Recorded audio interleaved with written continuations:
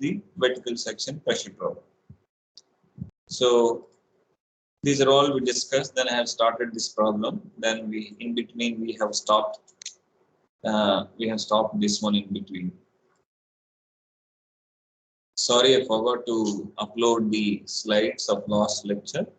I will upload today's and last class lecture slides together. One student even sent message Saturday, I guess, and I have seen it very late. So I'll upload today. I'm really sorry for that. So we wanted to solve this one. We wanted to design a dilute phase pneumatic transport system to transport 900 kgs per hour of sand particles. We wanted to design a dilute phase pneumatic transport system to transport solids having the mass flow rate of 900 kgs per 900 kgs per hour. This is the mass flow rate. This much amount of sand particles needs to be transported. What is the density of this one? The sand particles having the density of 2500 kg per meter cube. And the particle size of the sand particles is 100 microns. And they wanted to transport between 2 points in a horizontal distance, 30-meter horizontal distance.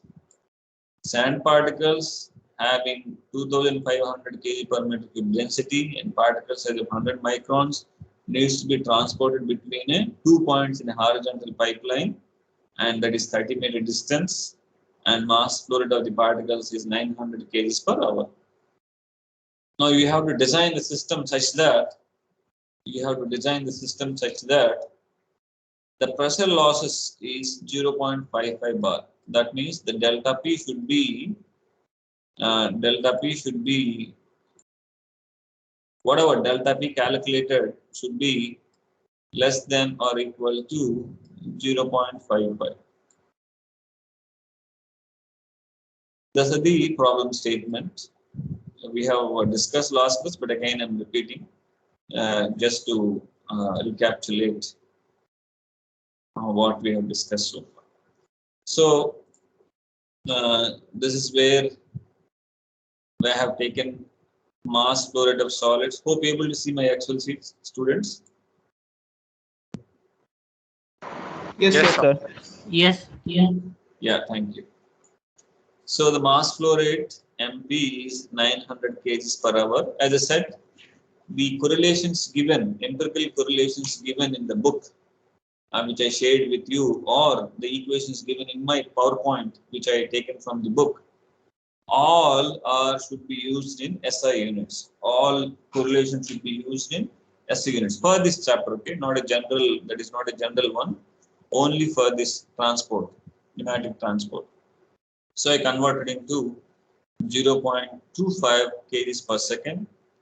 The horizontal pipe, the distance of transport is L, that is 30 meters, and allowable del P is 0.55 bar.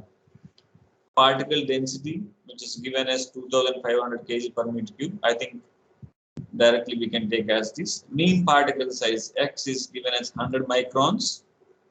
Mean particles given 100 microns. So 1 micron equal to 1 meter equal to 10 to the power of 6 microns. So I have to divide this one with 10 to the power of 6. So this is coming to meters. Air density is 1 kg per meter cube. Air density is 1 kg per meter cube. I think last class by mistake I told water viscosity is 1 cp, but air viscosity is much less than 1 cp. So it varies with temperature. So I will just take the value given in the book. That is in the book it is given as directly they given this kg per meter kg per meter second, that is 18 into 1 e to the power of minus 6. This is the viscosity kg per meter second. Water viscosity is 1 cp. Okay, I have By mistake, I told in the last class we should take viscosity as 1 cp if nothing is given. Water viscosity is 1 cp, and water density is 1000 kg per meter cube. Air density is 1 kg per meter cube. We can take usually, but air viscosity we should not take 1 cp. I think I mistakenly told in the last class. Now we have 3 steps in the design calculations. First of all, we need to select the pipe size. So we can't select whatever we want. We have to take the standard sizes. Half inch, 3/4 inch, 1 inch, 2 inch, and 3 inch. We have many other sizes. I have only listed few here. So I just selected the 3-inch pipe. It is not. There is no. We can start with any one. Then we should calculate pressure drop. If it is coming beyond the 0.55, we have to recalculate. As an initial guess, I have taken 3-inch pipe.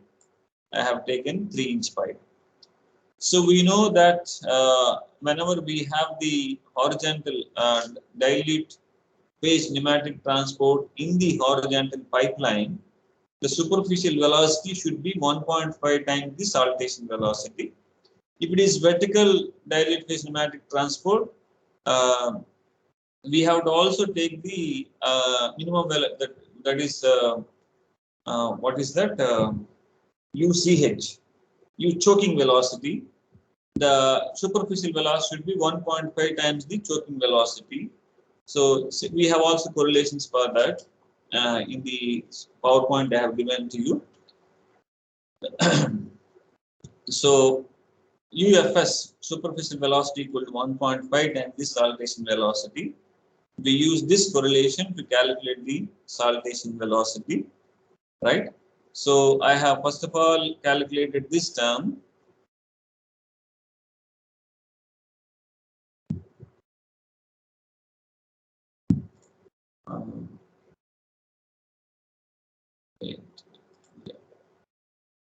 So first of all, I have calculated this term.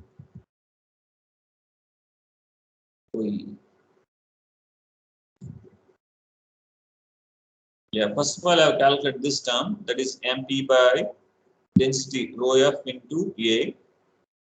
Then I have calculated this term.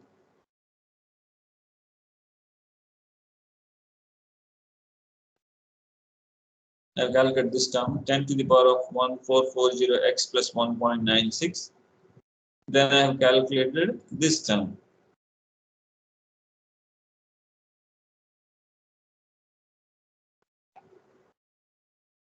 When you calculate this one, I need to include the to the power also. So I have calculated square root of GD into 110x plus 2.5. Then I can bring saltation velocity right hand side and all these terms left hand side. That way I got saltation velocity of this one. Finally, I got the saltation velocity of 10.44. Then superficial velocity is 15.6651. So this is the superficial velocity I got. Hope you all understood. If anyone have any questions up to this point, please let me know. This is what we discussed so far. What I discussed is the recapitulation of what we done in the last class. I haven't taught anything new. If you have any doubts up to this point, kindly ask me. Please ask me.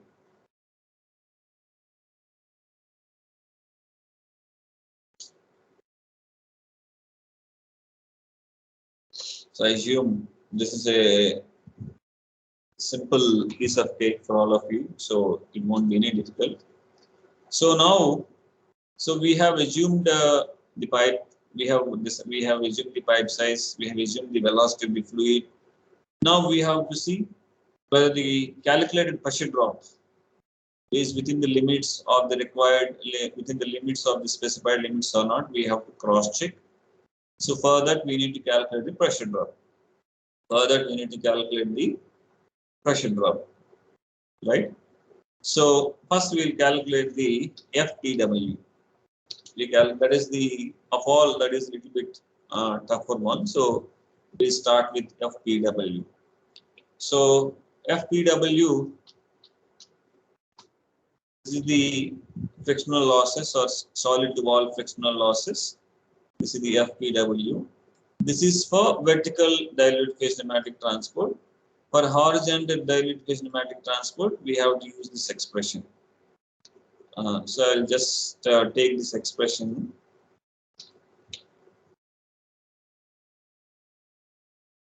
This is the expression for the FPW. Now, in this expression, what we don't know FP. We don't know FP. We also don't know epsilon. We also don't know void fraction. We also don't know void fraction. And we know rho p, density of particles we know. We also don't know U of p, particle velocity we don't know. We know length and we know diameter. So we have to calculate these. We have to calculate these, right? So now here we have the Hinkel correlations for UP. To estimate the particle velocity, we have the Hinkel correlation. So I take this correlation to estimate UP. I'm just pasting here. So UP equal to U, that is superficial velocity, into 1 minus 0.0638 into x. X is particle size. So I have to select the particle size. This is the particle size. Okay. To the power of x is the particle size to the power of 0.3 multiplied by rho p, density of particles. Density of particles. Particle density is 2500 to the power of 0.5. 0.5. So I just substitute the values in this expression. Then I got, so this is 12.5 meter per second. I have got 12.5 meter per second. Right. So now I got the UP value. Now I got the UP value. Now I need to calculate epsilon. Now I need to calculate the epsilon, void fraction. Void fraction information is not given. Void fraction information is not given. Now, what equations we have, we can just check. We have only few equations. This is FW. This is FPW. Here we have expression for FP. So I think we will be able to calculate FP. So first we will check epsilon. Now to calculate epsilon, we have continuity equation. To calculate epsilon, we have the continuity equation. In this continuity equation, we have MF and we have MP, mass flow rate of solids and mass flow rate of fluid. So, here we have the mass flow rate of particles. So I'll just take this expression to calculate epsilon.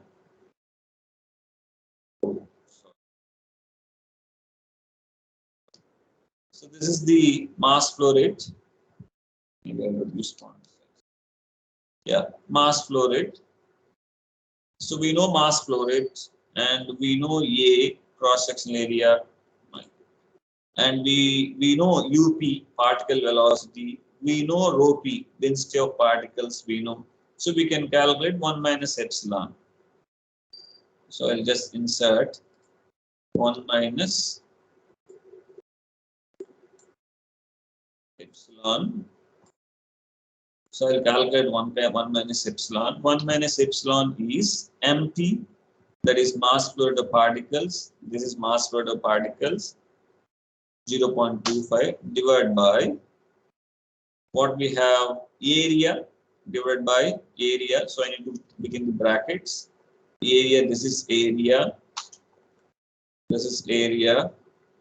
Then UP, we have the particle velocity here, UP. Then we have rho P, density of particles. We have the rho P, density of particles, particle density. So we have got 1 minus epsilon as 0.00175. We know this is dilute phase pneumatic transport. Definitely the void fraction will be very high. The solid fraction will be very low. That's why we call it as dilute phase pneumatic transport. So epsilon equal to 1 minus this and this one. The void space will be very high because the particle volume will be very less because this is a dilute phase pneumatic transport. So now we got epsilon. Now we have to calculate FP. Now we have to calculate FP. In this FPW expression, see, in this expression,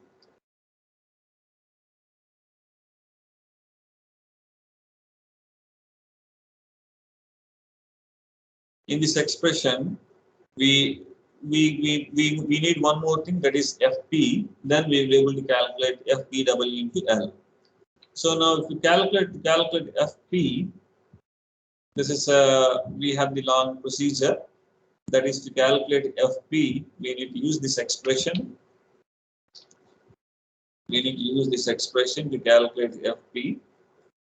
Now in this FP, we know rho F, fluid density, we know particle density, we know the diameter, we know the particle size. Here CD, that is again a coefficient. So again a coefficient, we don't know this value. So to calculate CD, we have to use this. We have to use this. This is the CD is depends upon the Reynolds number. CD is depends upon the Reynolds number. Now to estimate Reynolds number, we have to use this formula, not the general formula what we see in the fluid mechanics book. It's similar, slightly different. So to calculate FP, first of all, I need to calculate REP.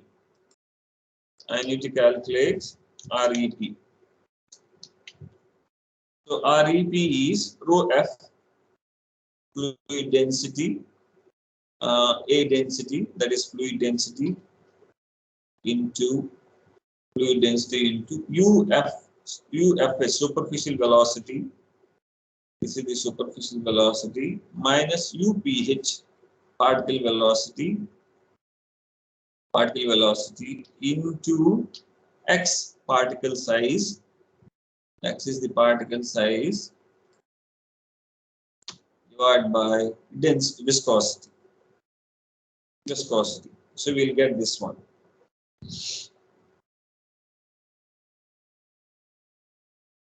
We'll get the viscosity. You can see here rho F, that is fluid density. Rho F is fluid density. Then we have the superficial velocity minus UP, particle velocity, into X, particle size. This is the particle size divided by viscosity. So we got REP 17. So here we can see if REP is less than 1, we have 24 by REP. If REP is between 1 to 500, we need to use this middle one to estimate the CD. So C underscore D, that is drag coefficient, is equal to 18.5 into REP to the power of minus 0.6. Minus 0.6. So we got 3.31. 3.31. You can see I have used the middle one, 18.5 into REP into the power of minus 0.6. So now we will be able to estimate the FP. Now we will be able to estimate the FP. How? FP equal to 3 by 8. See, this is the expression I am using. 3 by 8.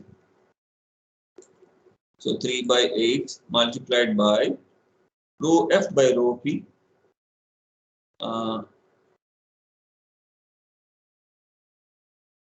What's that?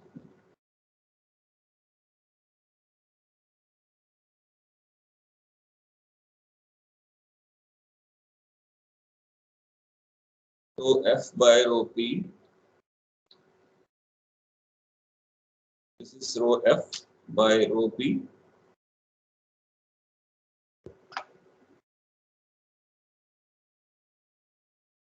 Rho F by rho P into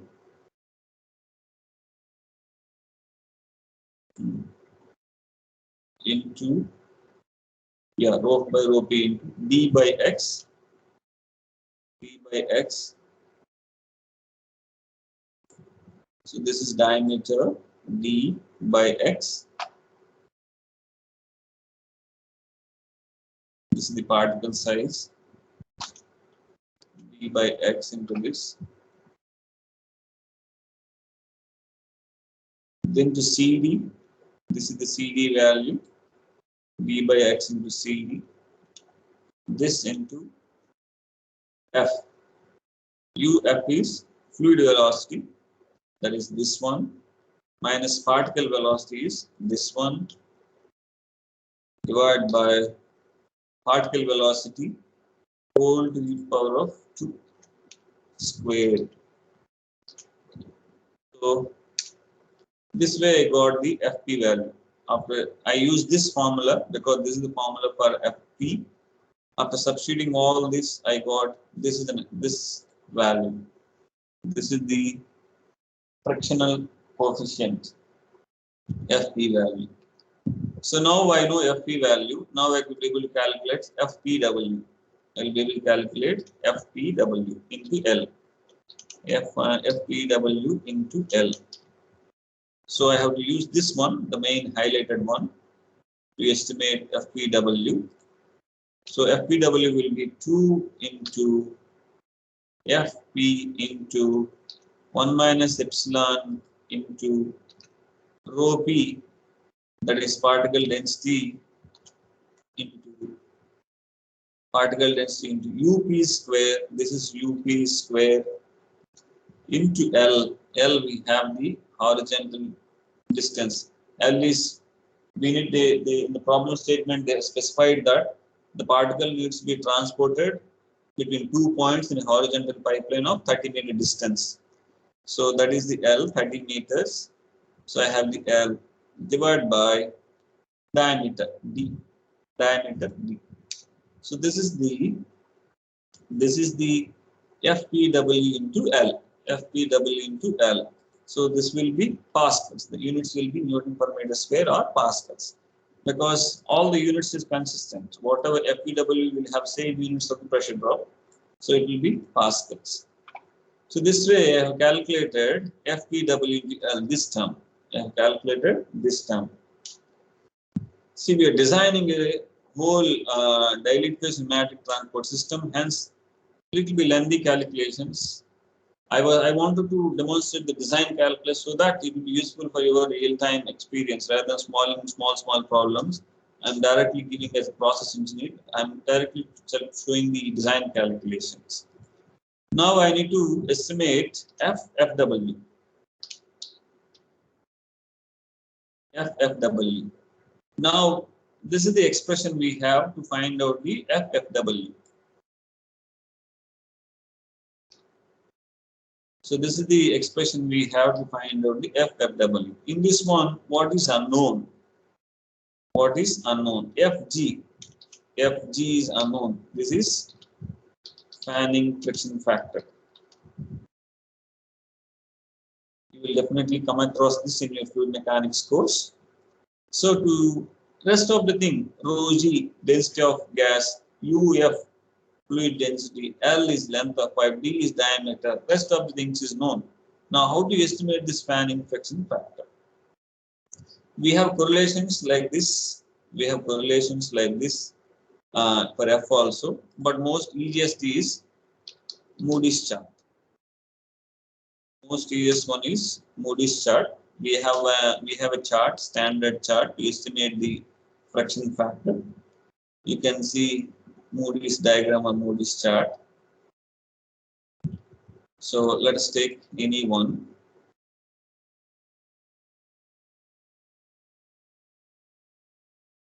Just take time.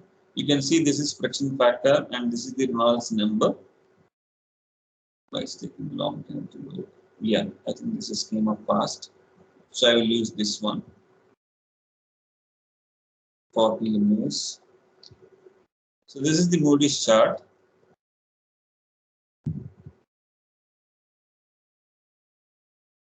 Here you can see friction factor in the y-axis and x-axis Reynolds number.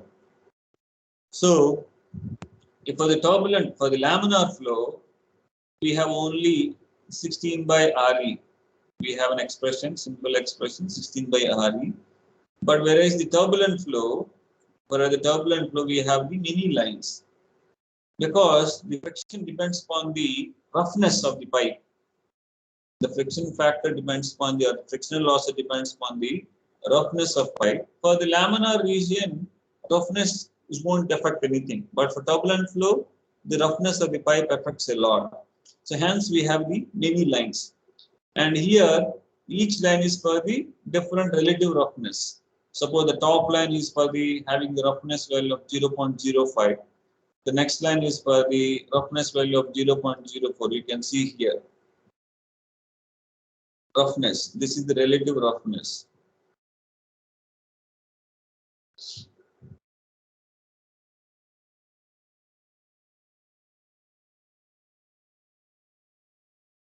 Yeah, so this is the roughness. This line is for the roughness.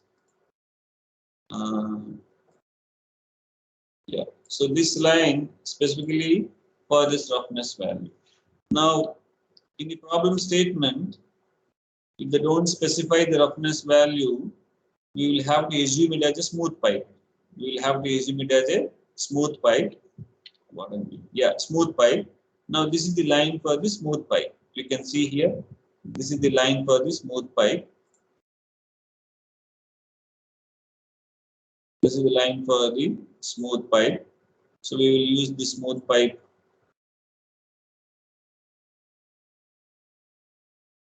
We'll use the smooth pipeline because they haven't specified the roughness value. So we will take the smooth pipe. Actually, in fact, they specify in the problem statement, but I didn't mention that line.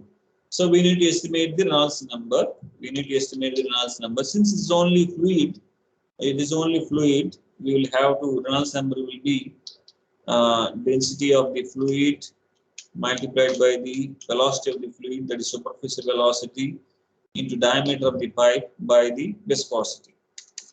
Diameter of the pipe by the viscosity. So we'll estimate Reynolds number. So density of fluid is this, and diameter of the pipe we have this. Then we have the superficial velocity is this, by viscosity is, where is the viscosity? Up here, this is the viscosity, and this is the Reynolds number. So we got 66,315.6 is the Reynolds number. Now we can see here, this is 6 into 10 to the power of 4, right? This can be written as 6.6 into 10 to the power of 4. 66,315, this can be rewritten as 6.6 into 10 to the power of 4. Now here we have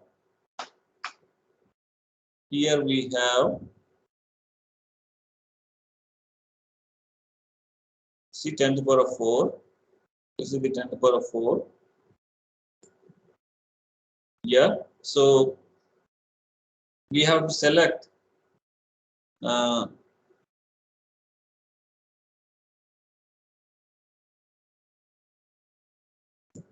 yeah, 10 to the power of 4 begin here.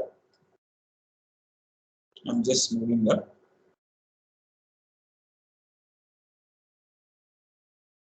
So 10 to the power of 4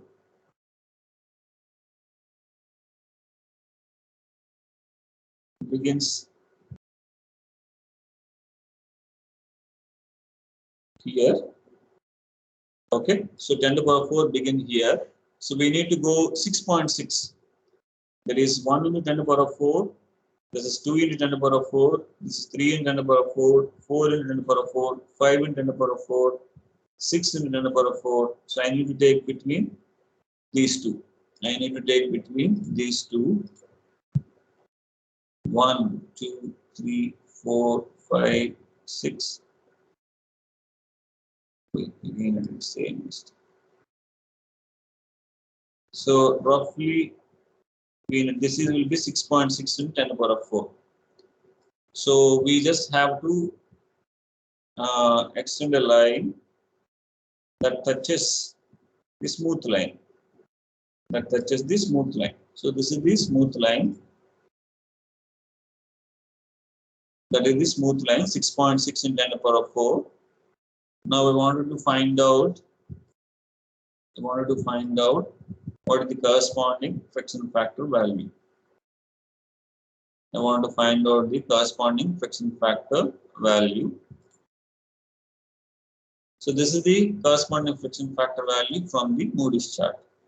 That is roughly 0.0195.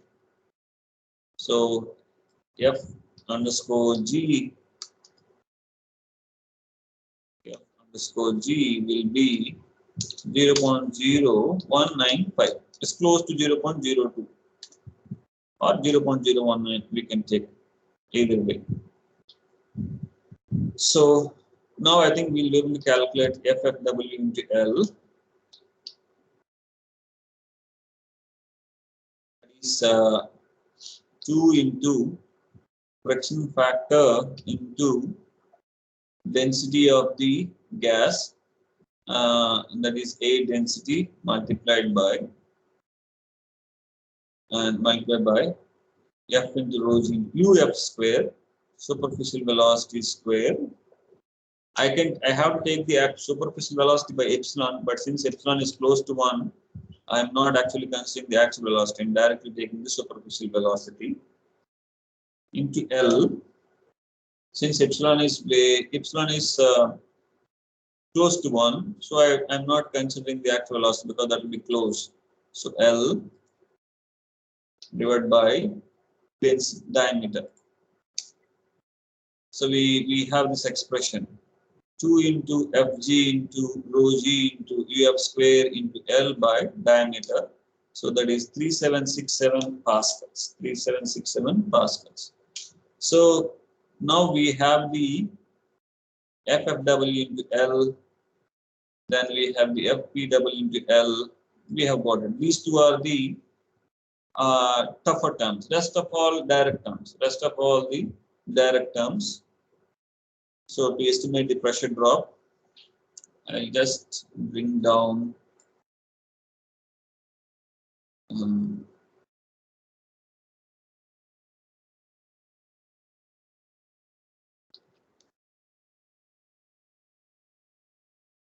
maybe I'll just put this here. So I wanted to calculate del P. Pressure drop.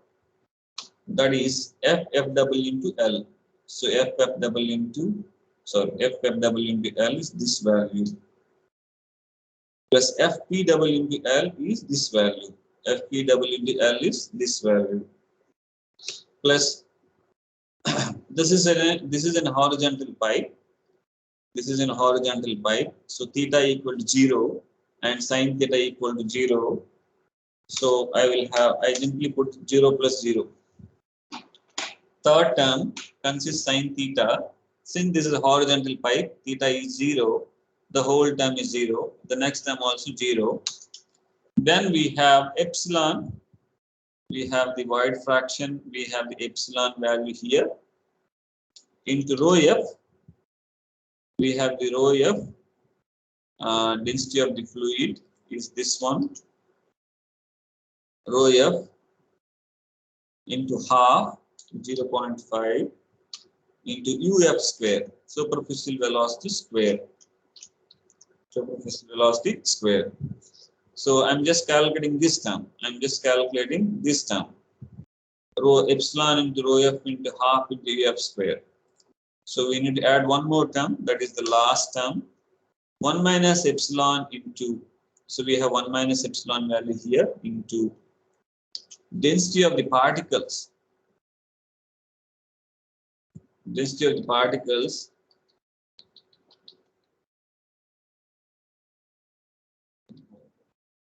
mouse not working. Multiplied by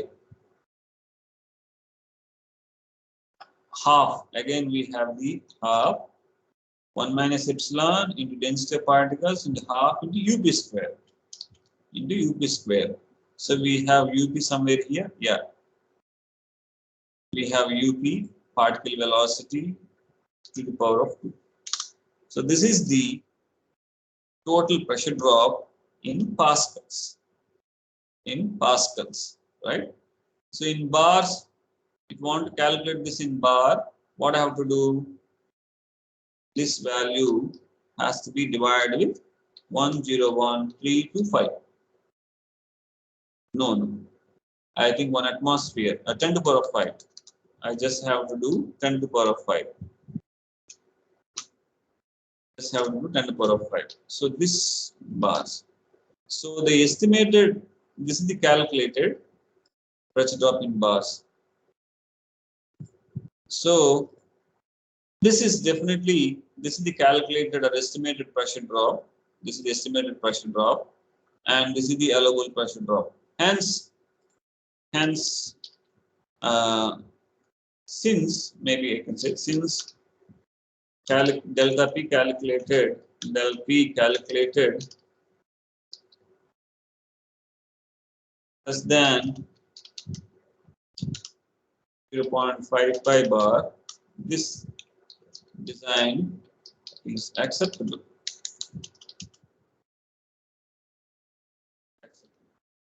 This way, be able to. Now you can understand that since we have the higher size, we got this pressure drop. If I decrease the pipe size, the pressure drop will increase. If I decrease the pressure drop, sorry, if I decrease the diameter, velocity increases, pressure drop also increases. So even if I take 2-inch pipe, still it will be coming, I assume that will coming less than 0.55. So that will also be acceptable. That will also be acceptable. So that way, as a process engineer, a design engineer, we have to do this trial and error using the different whatever methods suggested by the people. Using this trial and error methods, we will have to design these sort of process systems. These sort of process systems. So, student, you understood what I was trying to explain? If you have any questions at any point, kindly ask me. Because of the time constraints, I'm not able to explain a lot of problems, but I'm explaining one problem in very detail so that you will understand every single part of the problem very clearly. I do also wanted to solve multiple problems, but that's why I'm giving you to practice. I'm sharing the book, I'm sharing the exercise problems so that you will practice. If you have any questions while practicing, you can always get back to me. I will be always available to assist you. There is no hesitation to assisting you. But if you want me to explain problems in class, because I have only 2 hours and the topics are more to cover, I'm not able to discuss a lot of varieties of problems. But if you stuck anywhere, if you practice while facing any issues, I will definitely help you. So this will be slightly different from your or JE training center or coaching center or 10+2. 10+2 they will take day and night. They will put completely pressure, but we don't want to do it. We want you to give a freedom to explore yourself, understand yourself. That's why we are giving one detailed analysis of the problem statement, but we want you to practice and get more understanding, better understanding. We are always stuck. Yes, we are here to assist you. There is no hesitation in assisting. Okay. So any doubts? You guys have any doubts? Or do you understood? Understood, sir. You understood what I was trying to explain? Yes, Sir, one confusion. Oh, sorry, my speaker got turned off. Yeah, Ayan, you are saying something? Yes, sir. In the formula that UF, UP are used, are those the superficial ones or the original ones? Means that Sorry, Ayan, I could UF not is. hear. Sir, actually, in the formula, the UF and UP are given. So, are those the superficial ones or the original ones? Which one? UFS. So the UF and UP, are those the superficial ones? UFS is superficial velocity. But sir, in the formula that you have used means UF minus UP. In Yes. that FP part. Correct, correct. Sir, those are the superficial ones, na? So here, why I'm saying, see, void fraction is almost 1. If I take the U actual will be superficial velocity by void fraction, right?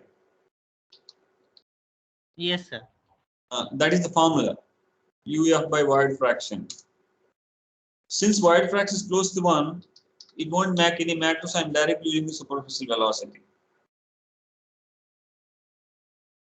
Do you understood? Yes, sir. So, but in general, that is the original one, right? The actual one.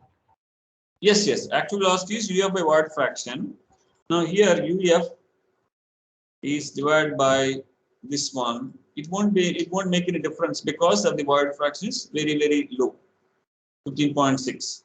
So in this UP formula, where is this? Yeah, here we have to use superficial velocity, and here we have to use axial velocities.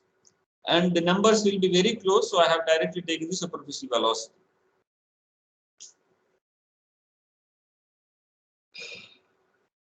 Do you understood, Ayan? Yes, sir, I got it. Once again, that like where were we using superficial and like the velocity, the two different. Right. You can always use superficial velocity for the dilute pneumatic transport because the void fractions will be close to 1. I think let us put that way.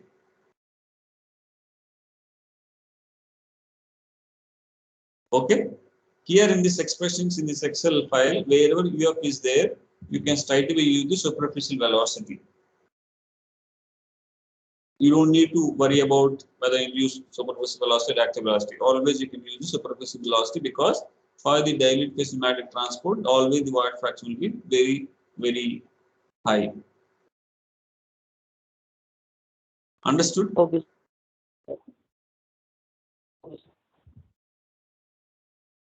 Any other doubt? That's good point. That's really good point. Please let me know if you have any other points, any other doubts.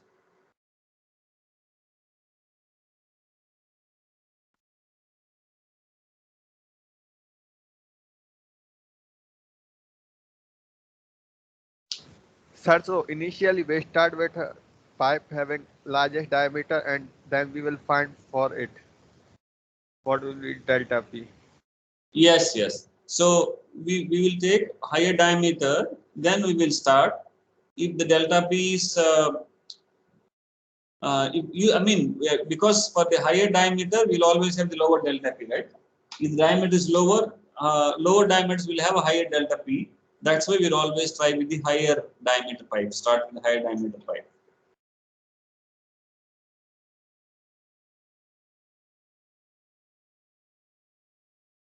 Okay? Yes. Any other doubts? Kindly please ask. These are all good questions. If you have any questions, please ask me.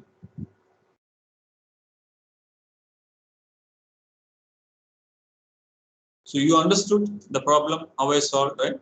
You're all able to follow the Excel sheet, right? Yes, sir. So, but it is very Yes, sir. lengthy. It is lengthy, There yes. are many formulas. Yes, Sorry? sir. Many formulas. So There many are- formulas are there.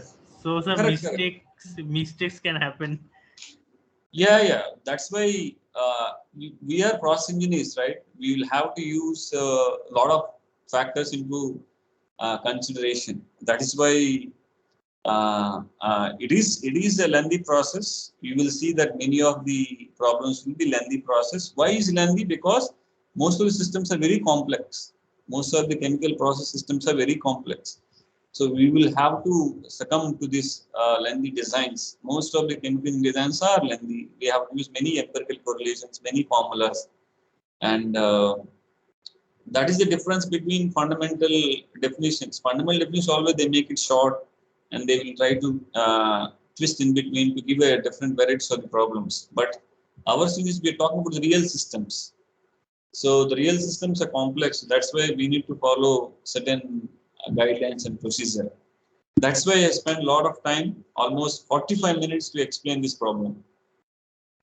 And that's why I'm making step by step and giving an Excel so that I'm showing you each and everything, every calculation. And I will also share this Excel file with you. You can cross check. Now you may say, what I will do for exam, right? In exam, we will try to give the FB value, or we will try to give the epsilon value. We will try to cut short some of the calculations so that you will do a little faster, like panning fraction factor value we will give, so that you don't have to.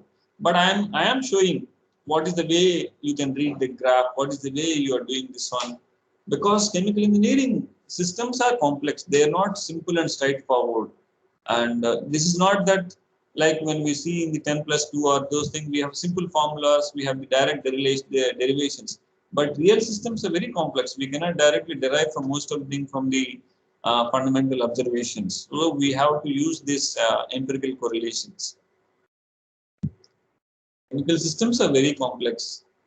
And if you later on you will learn to see reactor designs, heat exchanger designs, you will have long procedures because we have to consider a lot of factors. We have to take a lot of safety protocols because here everything is safe, right? Although we see in the problem statement, we are saying we are taking the velocity in the safe margin. It should not be low, it should not be higher. The pressure drop within the margin, it should not be low, that should not be high. So we have to take care of each and every factor very carefully. We have to optimize the cost. We have to optimize the, whatever we have. We have to optimize. We are teaching many things here. So we have many pipes. What to select? Why do we selecting? We have the blower can give different velocities. What velocity? Why are we selecting? The blower have the maximum pressure drop. Will it work under these conditions or not? We are trying to talk about so much information, so much knowledge we are putting into this to understand one simple system. So it is a lot of formulas, but you appreciate that you're able to learn an actual system.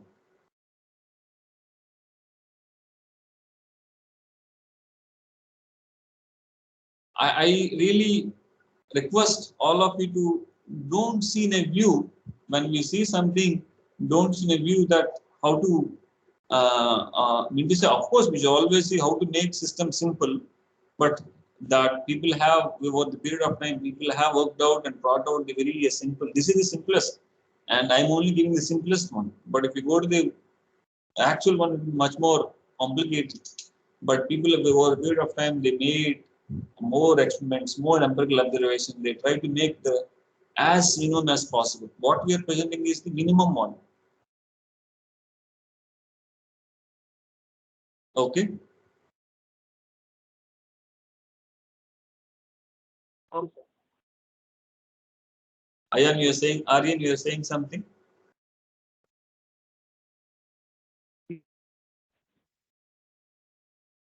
Excuse me, sir. Yes, Prithviraj. Sir, do we talk about laminar and turbulent flow in pneumatic transport? We usually go for the turbulence one only. We will not recommend laminar one because laminar velocities are very low and that won't give enough uniform mixing between the particles. So, Sir, so if by we default, consider we the always turbulence, go for yes. so if we consider the turbulence, then why do we ignore the solid gas interaction? Like we're only considering the solid wall and the gas wall interaction. Right. So what we are that is another important point we explain. So there is intermixing between particles and fluid will takes place, but here this FP, whatever FP we are showing here, that incorporates that interactions. That's why we don't have any additional term. We don't have any other additional term. This drag coefficient, drag force, that includes the drag. Now you will have further losses, but we are only to make the explanation simple or the life little simpler. We have neglected or we haven't incorporated that term, and also this expression is able to give 95% of the prediction That's why they have removed the interaction between the fluid and particles. I'll repeat my answer. This FPW, the particle and wall interaction, this also includes some amount of the interaction between particles and the fluid, right? This is able to predict almost 92% of the actual value. Hence, they have used this correlation. And that is one. Another one is, another important understanding is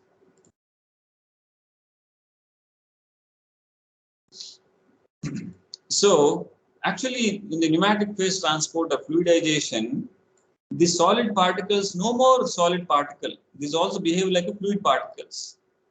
So like a fluid layer mixes, the particle also move along with the fluid.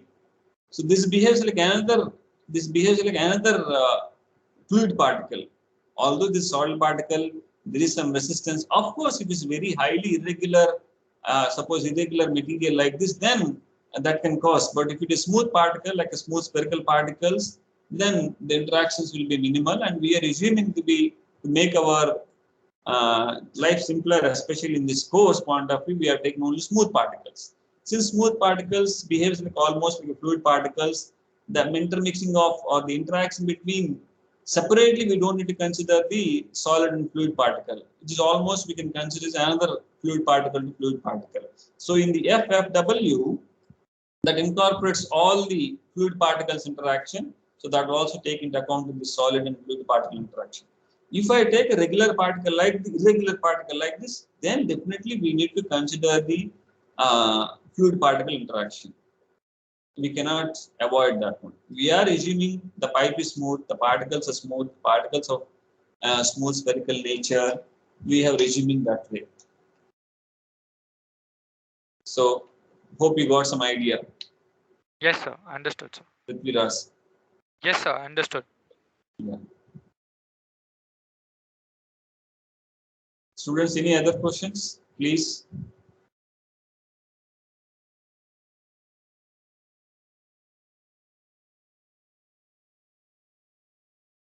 No? So should we solve one more problem or we'll go to next topic? It is too boring.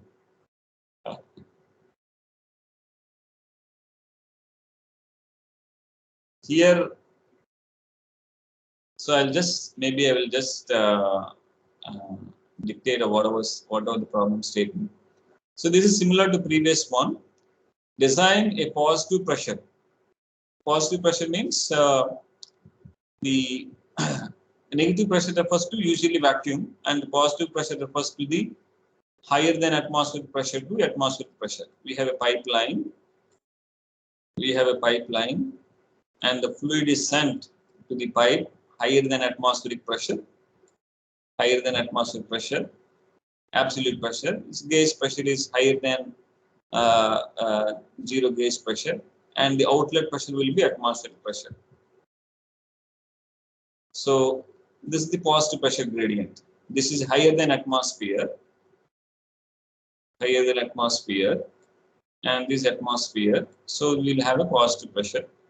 That is positive pressure. Negative pressure means vacuum.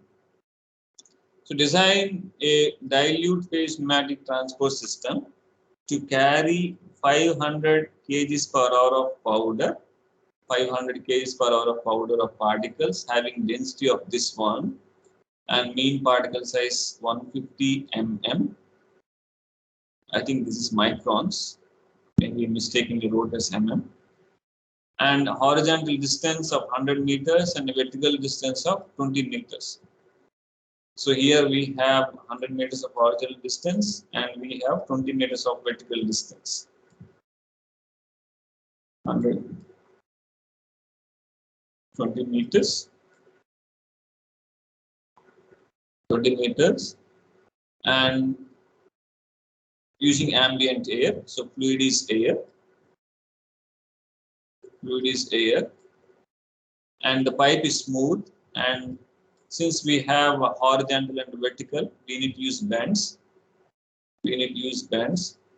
So they have used 4 90-degree bends. 4 90-degree. 90-degree bend means this is the bend. So angle is 90 degree. This is the 90-degree bend. And allowable pressure loss is 7 bar. Shall we solve, or you will be able to practice yourself?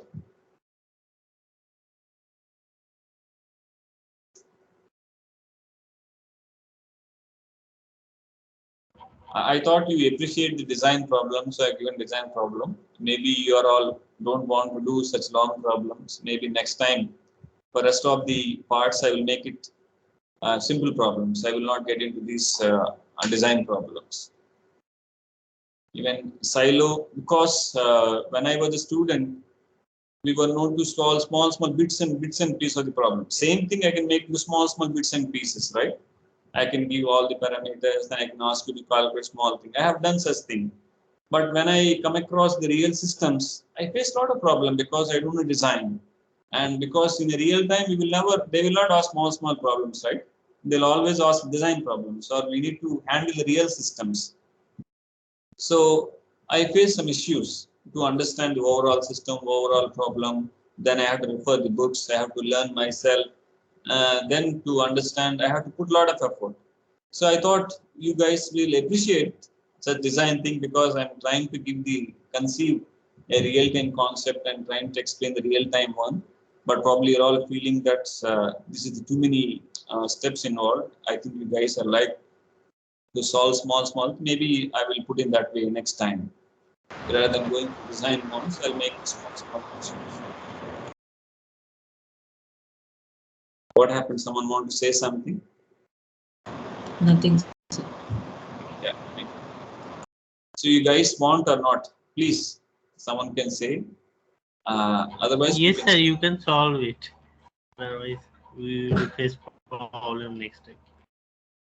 Right. Yeah, important announcement. I'm making it in the middle of the class. And as you know, next Monday is 4th October. And according to the, I think according to the academic calendar, maybe let us see, academic calendar, ITKGP.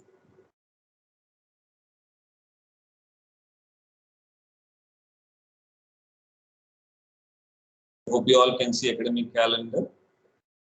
And where is this? Yeah, suggested window for tests as per the regular classes is 4th to 8th. So we will have tests next Monday. I was wanted to make at the middle of class so that majority of will be present. And so we will have tests on 4th, that is next Monday. And I could not get IP information, so I'm not able to get exactly who copied, who used, or who misused everything. Could not answer those questions. So I'm going to cancel that class test 1 which I conducted last time. So whatever portions I am teaching till today, that will come on the test which I conduct on the 4th. Whatever I am teaching till today, that will come on 4th. So that will be 1 hour or 1 hour 15 minutes test followed by class like last time. Maybe either explaining the solutions or taking the new topic. So please be prepared. I request all of you please prepare, and test will be in MS Teams. Test will be in MS Teams. Test will be in MS Teams, and we have test on 4th. So whatever I covered on this will come till whatever I'm discussing till today will come on the 4th. I don't want to send separate emails because I'm announcing in the class. So those who are absent, please communicate with your friends. Those who are absent, please come with your friends. I'll also post a message in the Teams.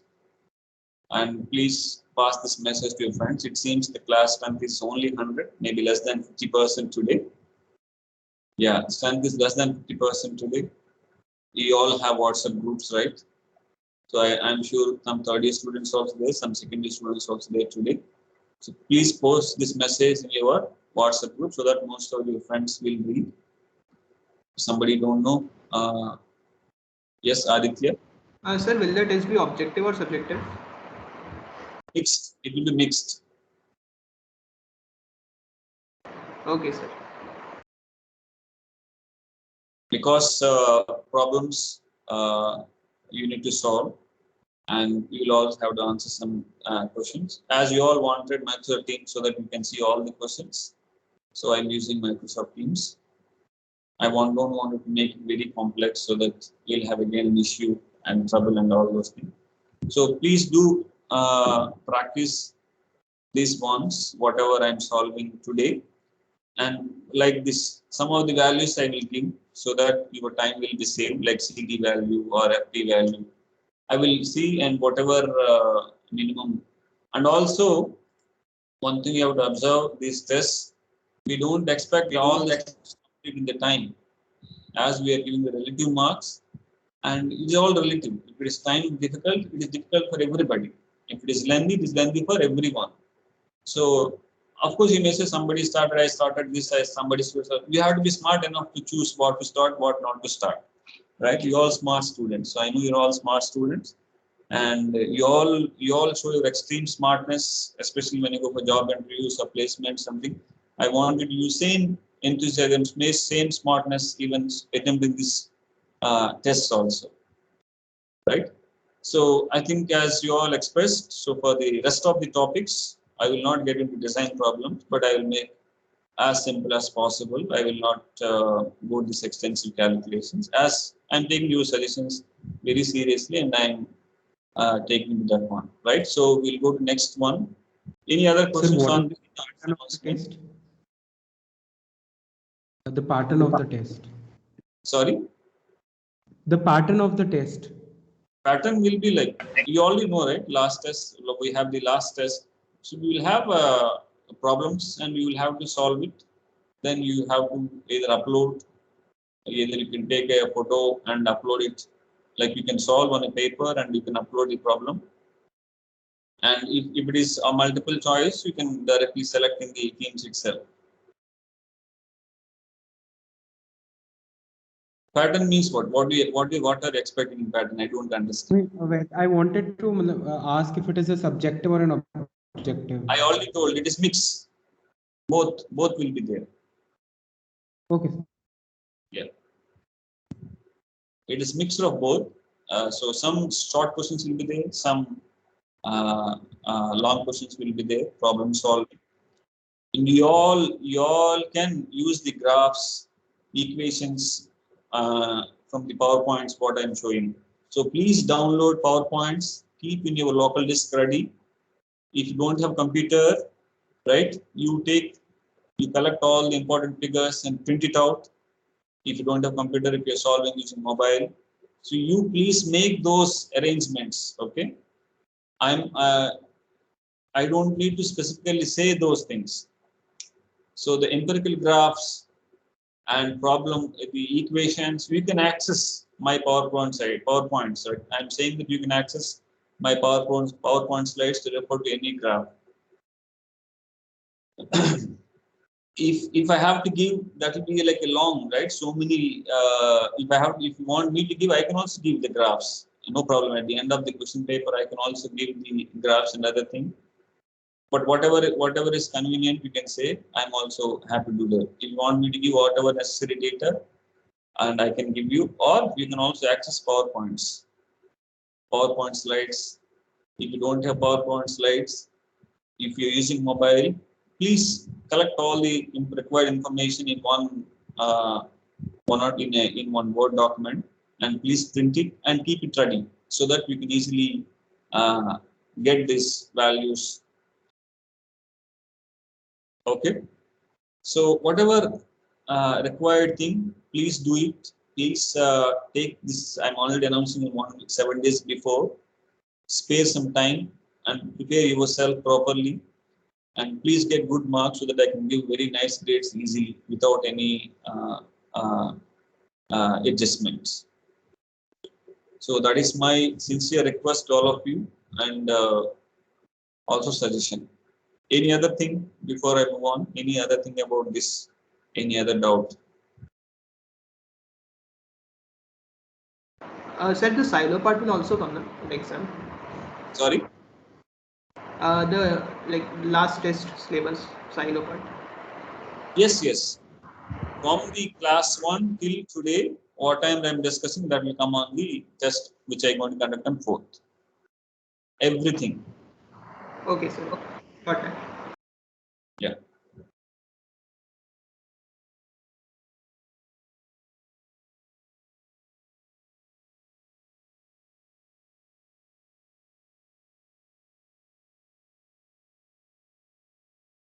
No questions, so we'll move on to the next one.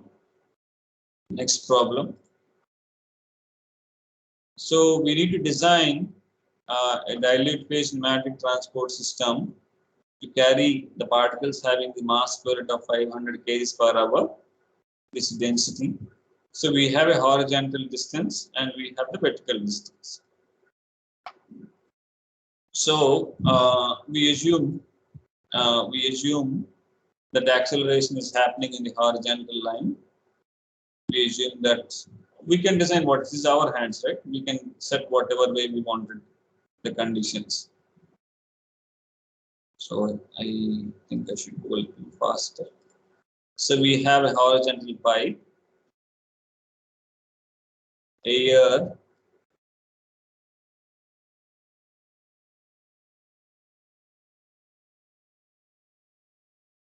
and the fluid part, the particles are introduced. The particles are introduced.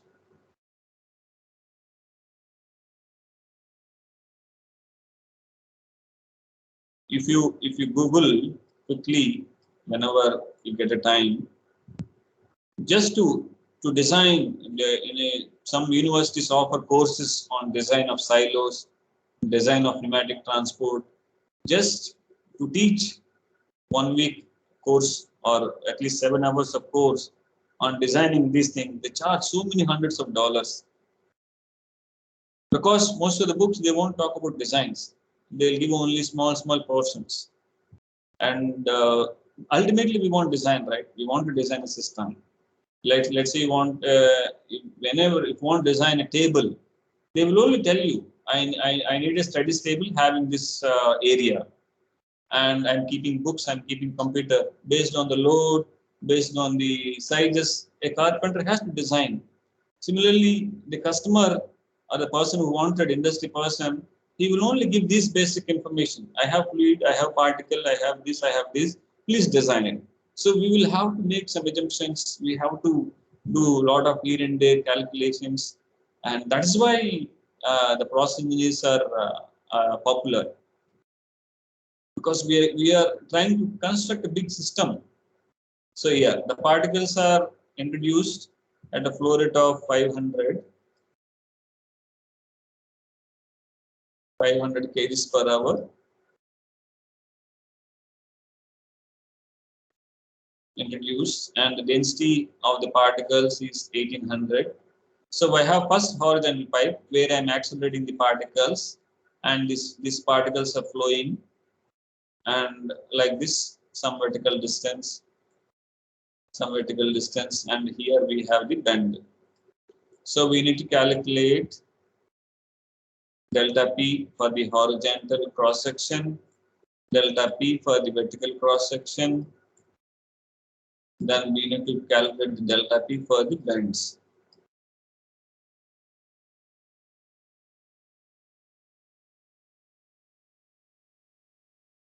So we need to estimate. So the steps will be the same. In the previous problem, I just talked about only horizontal. Now I'm going to explain for the vertical. I'm also going to explain for the bends.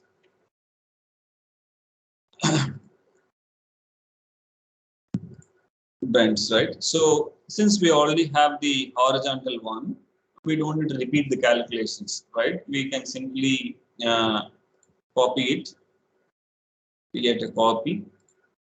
So I'm just created the copy. This is the rename problem 2. Problem 2.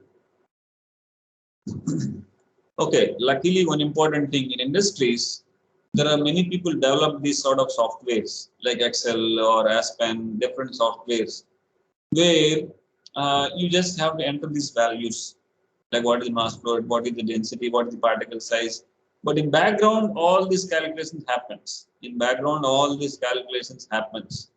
I am showing how this typical software works, design software works. I'm giving all the calculations so that you will know exactly what is happening in the background.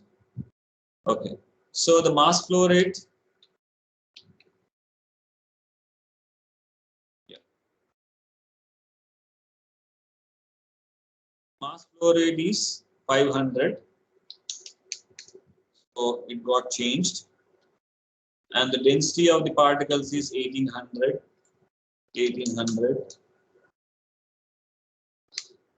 And we have the particle size 150 microns, not mm.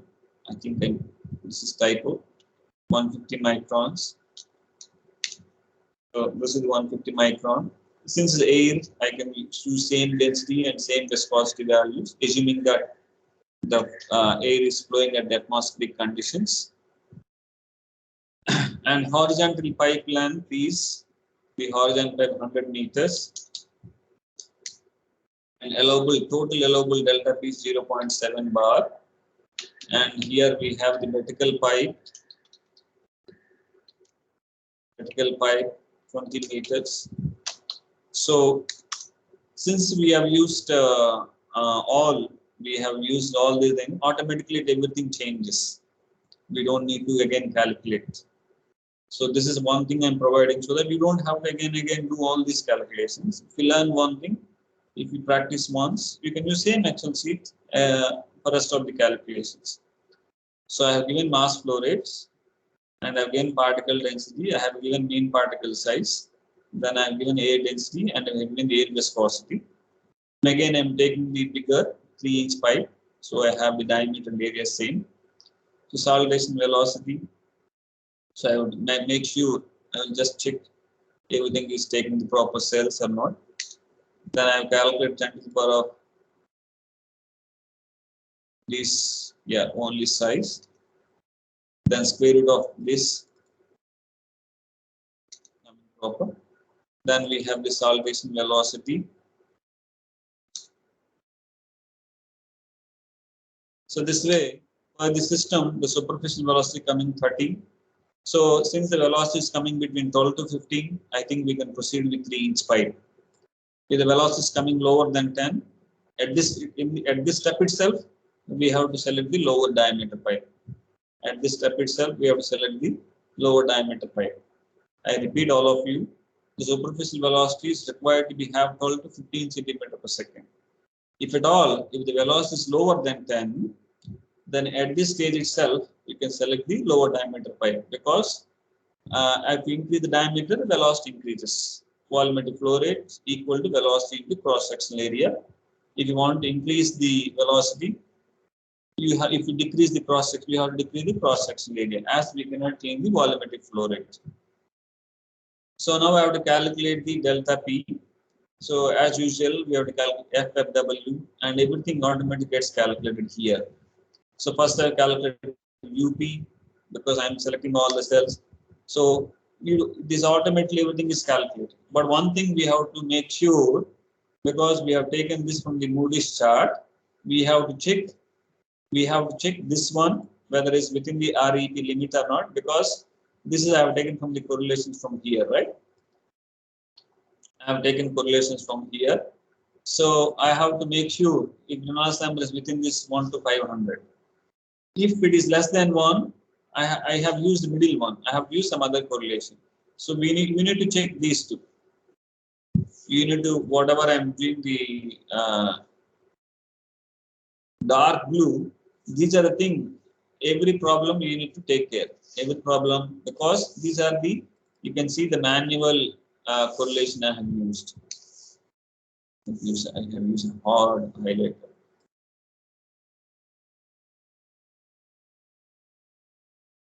Yeah, here you see, I have used 18.5 into RAP to the power of 0.6. Because this what correlation I'm selecting depends on the Reynolds number. So we need to check this one. And one more thing we'll check is F value from the Moody's chart. See, here I have taken the friction factor value corresponding to previous one is 6.6 10 to the power of 4, but now it is 5.6 into 10 to the power of 4 or 5.7 into 10 to the power of 4. 10 to the power of 4. So the 5.7 into 10 to the power of 4. So this is 6.5. So I'll just have to move.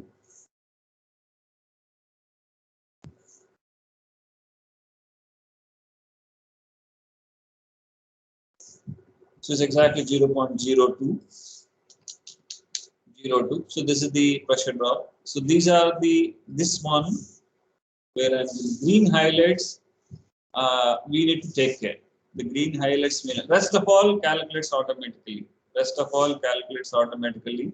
So this is the typical software works like this. They do calculation. They will have usually Visual Basic programming behind rather than showing simple like this. They will have the Visual Basic program background because they don't want you to see the calculations. But here I want you to understand how this is all working. I'm just showing with this one. FFW and FPW, and you can see here also everything is calculated. So this way, from the horizontal one, we got 0.25 bar pressure. So now we need to calculate the vertical one. So we'll quickly calculate vertical one because vertical ones are simple. So for vertical one, also we have to use the same expression, right? For vertical also we have to use the same expression. Delta P we have the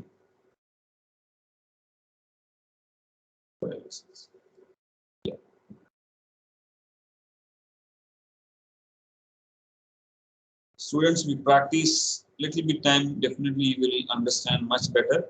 So since we have already accelerated in the horizontal pipeline, so we don't need to include this. We don't need to include that term.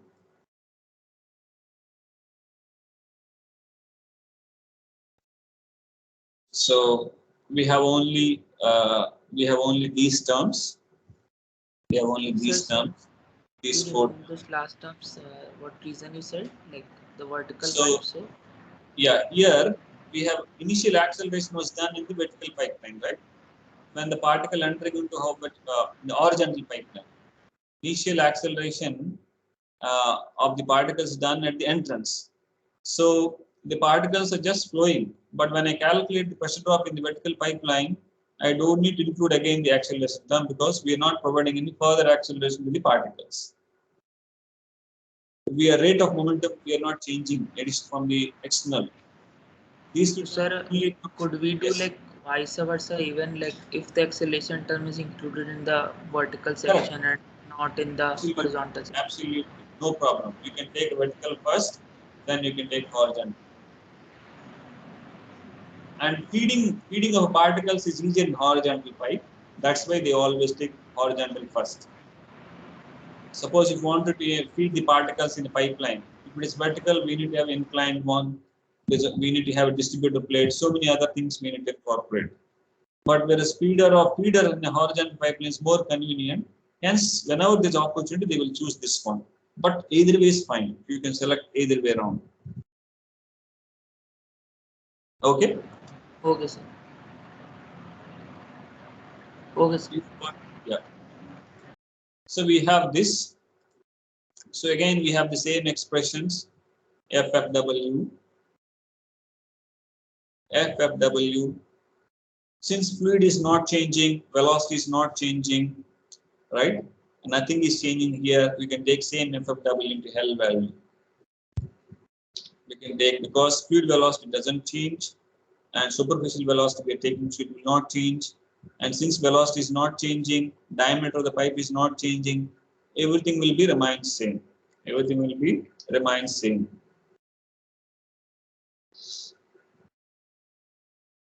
So I have kept this one so that whatever value come here, FFW, same thing will be comes here. If you start with vertical pipe, that the student asked, we have to calculate choking velocity. We should not use this saltation velocity correlation. For choking velocity, we have this, we have to use this one, choking velocity. If we start with vertical dilute pneumatic transport, we have to use this correlation, choking velocity. For horizontal pipe, we have used saltation velocity. We have only used this one. So that's what we need to little bit careful.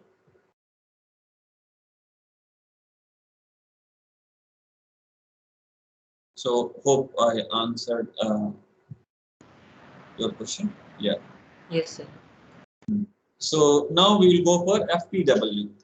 FPW.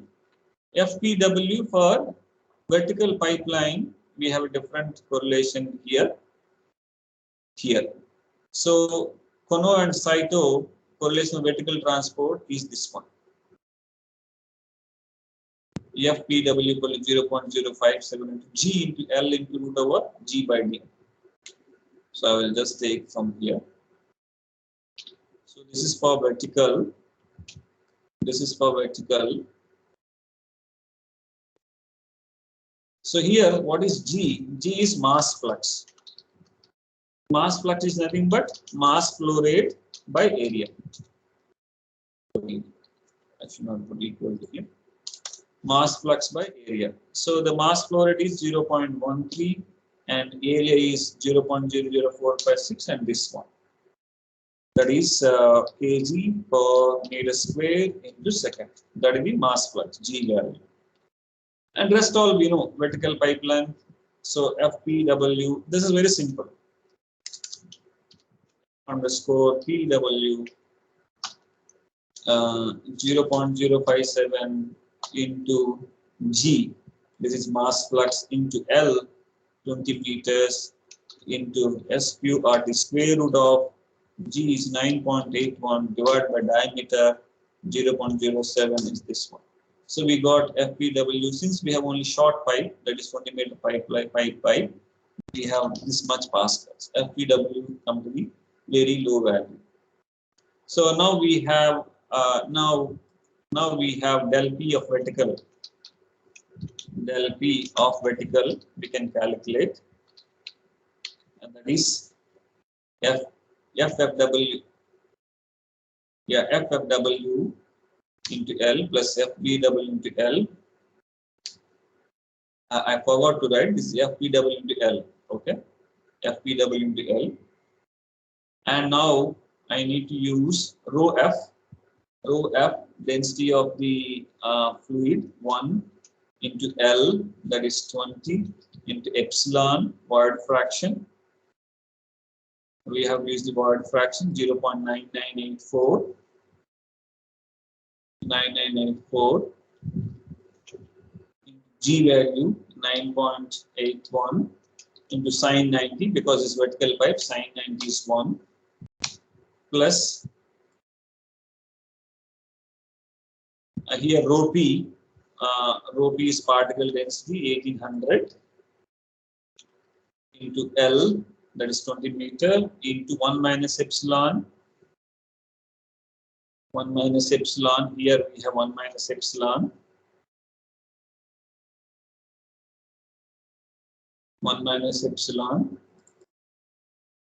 into G 9.81 into sine theta is 1. So this is the pressure drop for vertical section. This is the pressure drop for the vertical section. Now I need to calculate the bends. Now it calculate the bends. Now delta P, del P for the bends will be, delta P for bends will be 7.5 times delta P, del P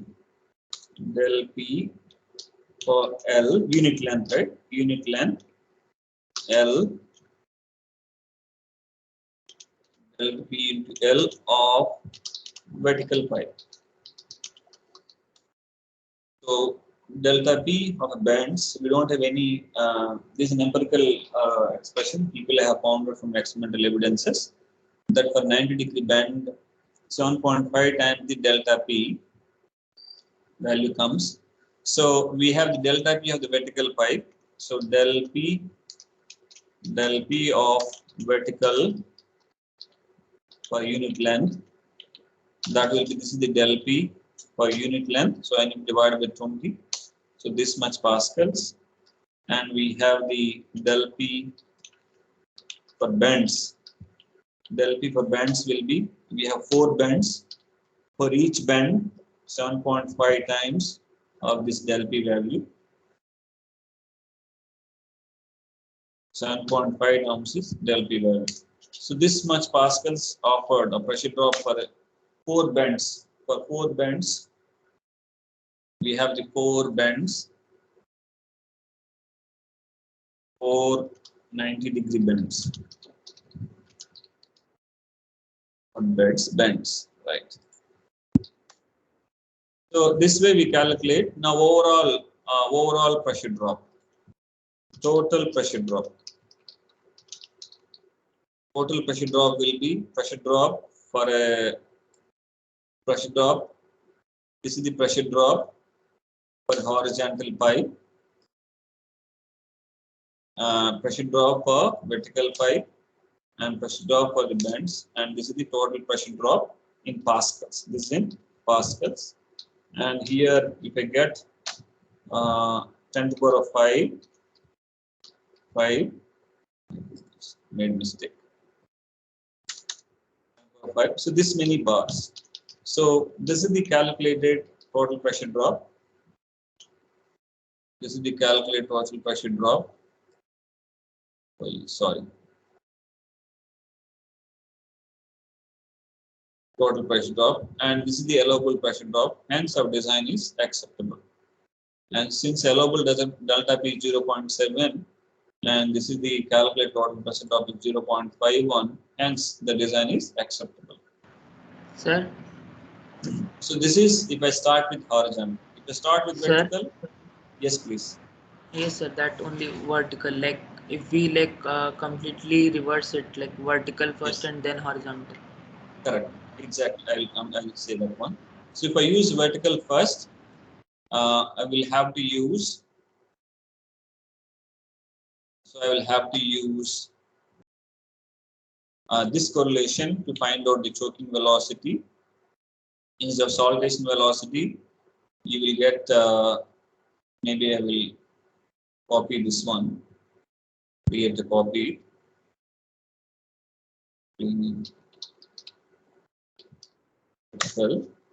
So it's all same. Up to this one, it will be same.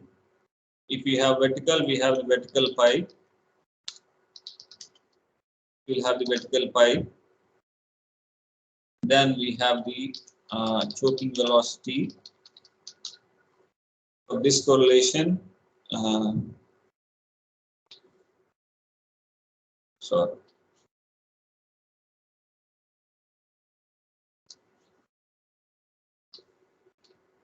Instead of this correlation, you have to use this.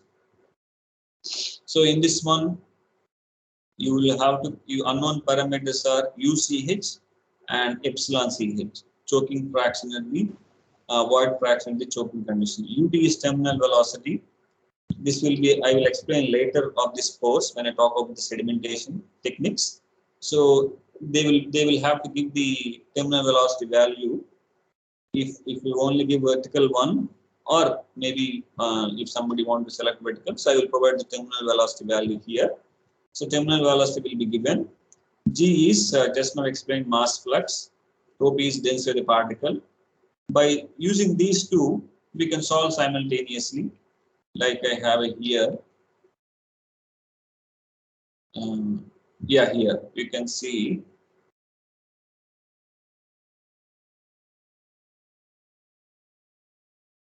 Just one second. See, we have this expression, right? We have this, and since UCH by epsilon CH minus UT equal to G by this, basically this expression. This one, I substituted here. You can see here this expression UCH minus epsilon CH minus UT. I replaced this with this. So then I got G by rho P into this whole square into rho f to the power of 0.77 equal to the numerator here, 2250d into this one. If I simplify, I will get an expression. Maybe I will copy.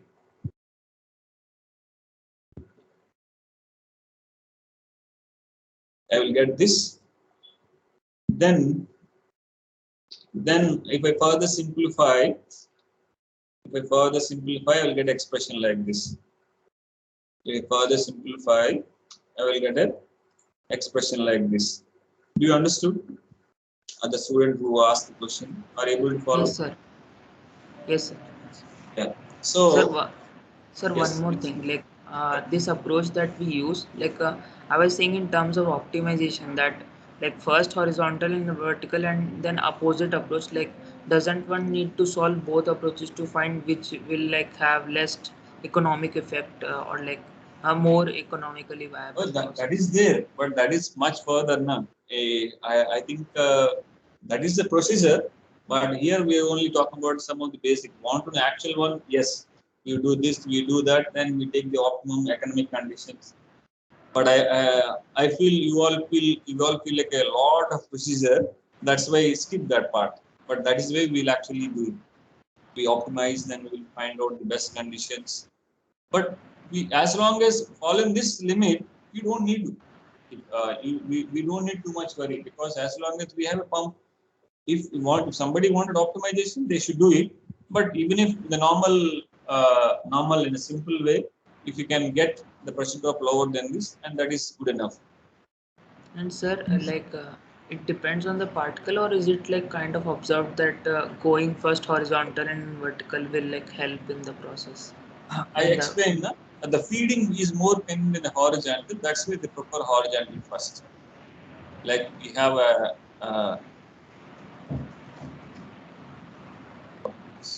here we have a feeder, right? Particles are fed, the air is blown.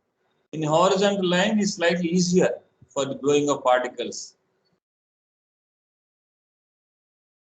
Hello? Yes, sir.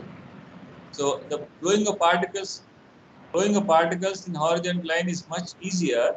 That's why they prefer horizontal first than the vertical one. Okay, sir. Like we have a horizontal pipe, then we have the feeder. Usually the feeder will be, how do they feed? Like you can see here, we have stored the particles in silo, right? And we design such that you get a mass flow, uniform flow. Using the rotary valve, they release small quantities. I explained in the earlier classes how the rotary valve is used to get a uniform flow. If you want to connect this rotary valve to a vertical pipeline, it will be more difficult, right? Yes, sir. Slightly difficult. It's not impossible. It is possible. That's why they prefer to have a horizontal line first.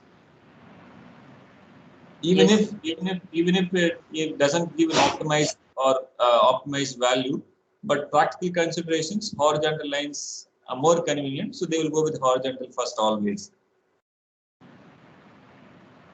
Okay, sir. So just to finish the calculation, so here we have this whole expression, epsilon. Sorry, my voice is so bad.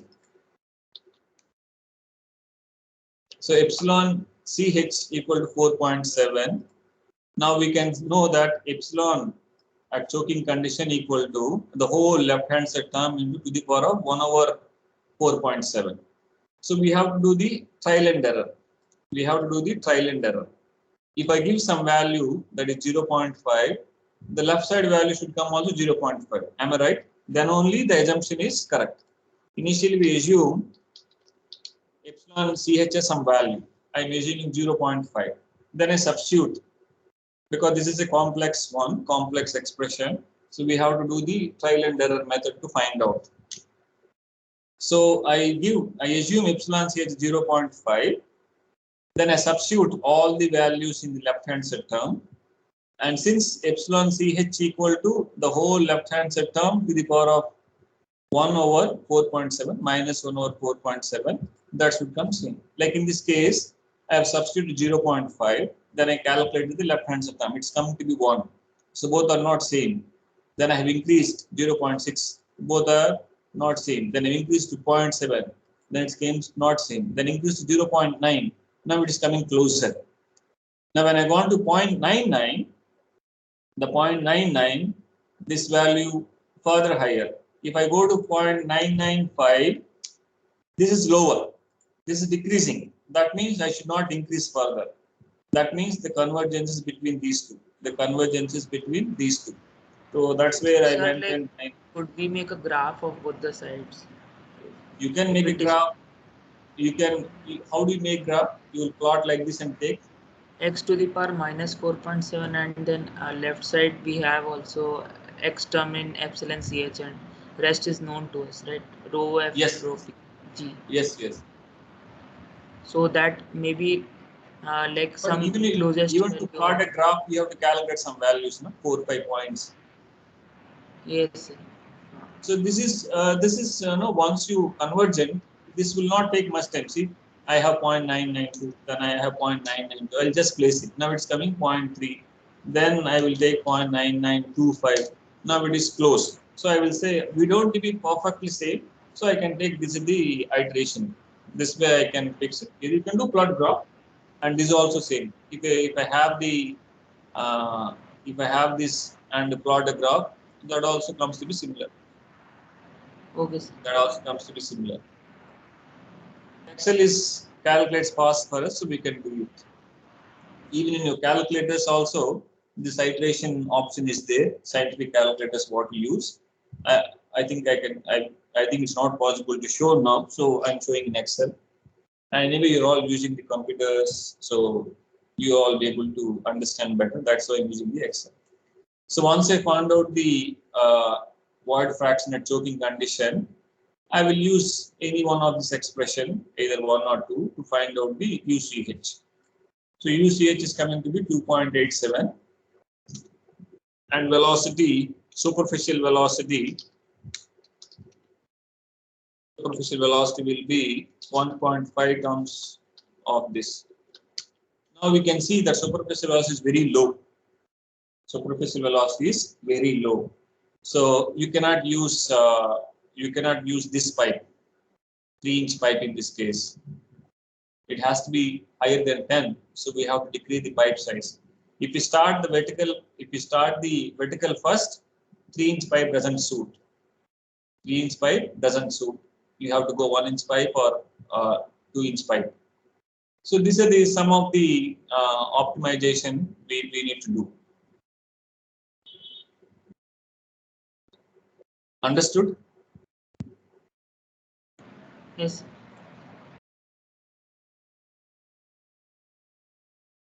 Yes, we're able to follow. Or? Yes, sir. Understood. Yeah. So this is long. I think this is the long design problems. But if you understand this one, you will understand most of the things in the pneumatic transport. So I will upload these Excel files. Please go through. So this is the way we solve problem 1, problem 2. I think I covered horizontal, vertical, and bends, all the pressure drop calculations. Students, as I told, I will try to provide as much as data possible so that you don't have to spend a lot of time for exam point of view. So, but if you practice the whole one, definitely you will be able to solve other problems very easily. Even if you want, you can use the Excel file which I'm uploading for your examination point of view. I'm giving that much freedom. You can see I have automated all these steps calculations. I don't want you to copy from somebody, rather you use my Excel file and you get whatever information you want. You can make your things easier. You can calculate. So I have everything automated. So you can use this Excel file in exam to calculate. Okay. Let's go to. So now I think I spent so much time in the dilute phase pneumatic transport. I don't know whether you're all happy or not.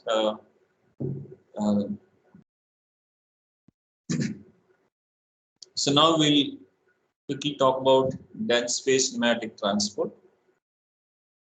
So we last class in the earlier discussions, we have a dilute phase pneumatic transport.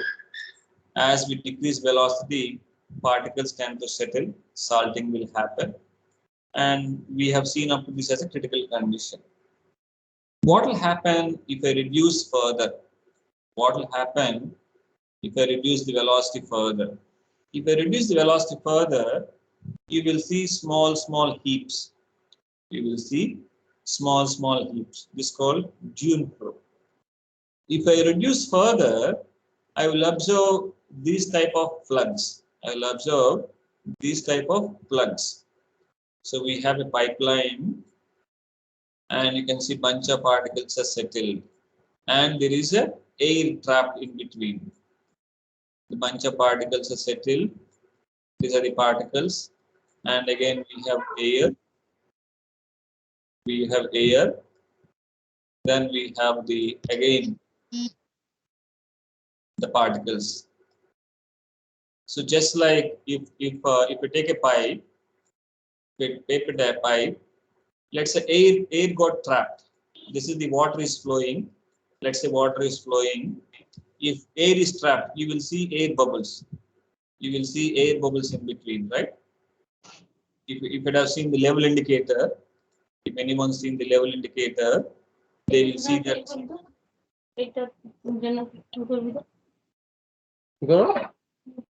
Kindly mute. If you have any questions, please ask. I request student to mute. Maybe it got unmute. If you want to ask questions, please. I can wait first. Yeah.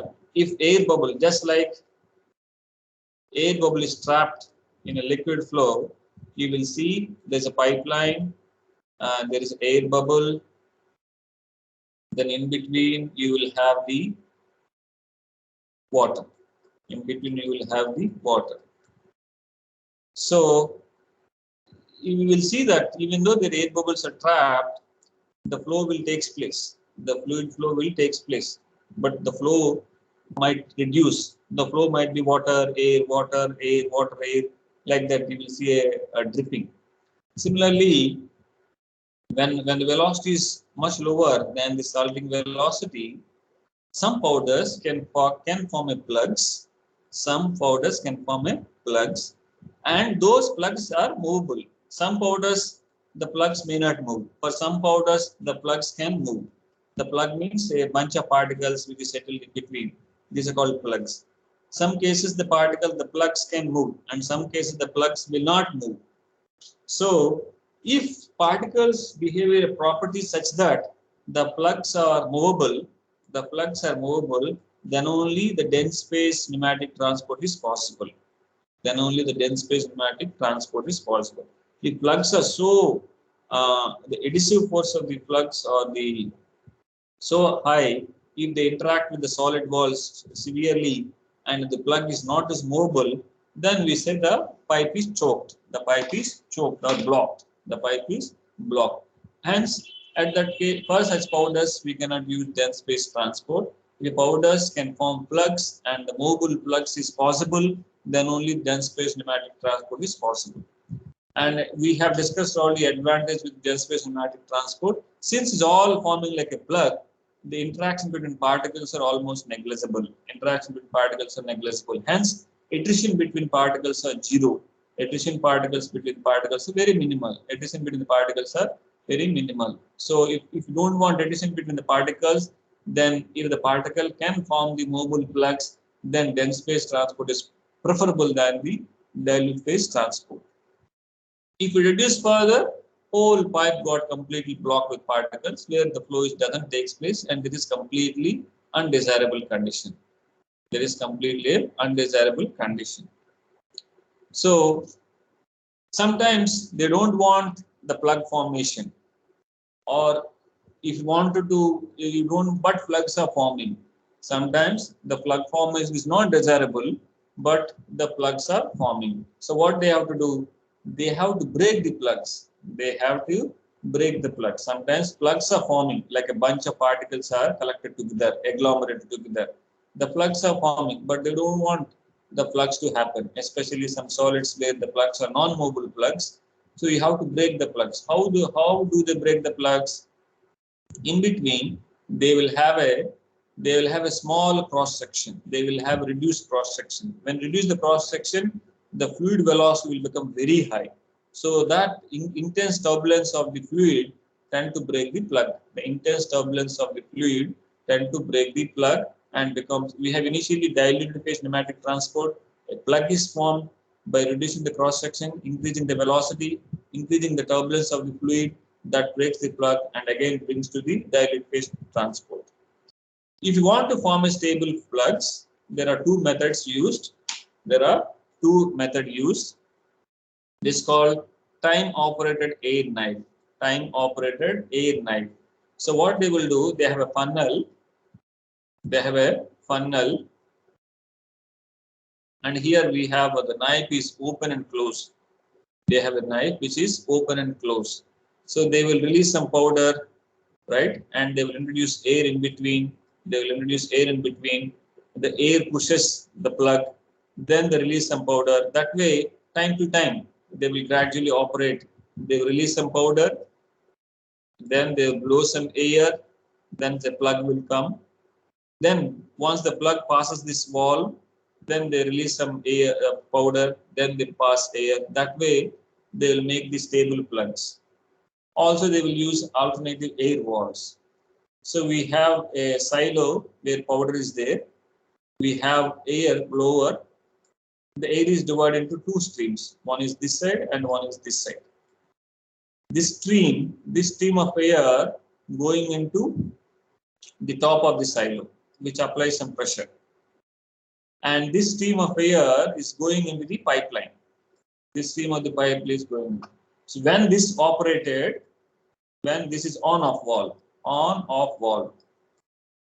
This is an on-off valve. This is another on-off valve. On-off valve. When the valve 1 is on, this is off condition. So the air will be applied pressure up to certain time. Then some amount of stable plug will form. Some amount of stable plug will form. Then they will turn it off. Then they will turn on the valve 2. Then they will blow some air. So the plug and air will be pushed. The plug and air will be pushed. Then they will turn on the valve 1. Then they'll put some solids, push some solids.